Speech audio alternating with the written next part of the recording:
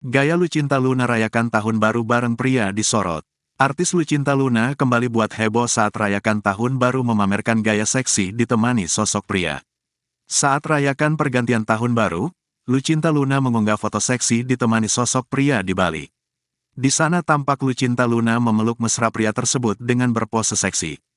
Diketahui, Lucinta memang merayakan tahun barunya bersama Fadly Faisal, Fuji, Tarik Halilintar dan Rebecca Klopper. Pada unggahan terbarunya, Lucinta kembali membuat geger dirinya tengah memeluk sosok pria. Ia pun seperti menggoda pria tersebut di kolam renang. Pemilik nama asli Ailuna Putri itu pun bahkan sesekali mendekatkan wajahnya kepada pria itu. Namun belum tahu secara pasti siapa sosok pria tersebut. Tak hanya itu, ia juga mengunggah foto bersama Fadly. Pada foto tersebut, Lucinta bergaya seksi dengan melingkarkan tangannya di leher Fadly. Sesekali Lucinta memeluk manja kakak Fuji tersebut. Happy New Year 2023, tulis Lucinta Luna pada Minggu, tanggal 1 Januari tahun 2023. Tak hanya Fadly, Lucinta juga bersama Fujianti Utami, Tarik Halilintar serta Rebecca Klopper. Fuji dan Tarik juga terlihat mesra pada foto yang diunggah Lucinta.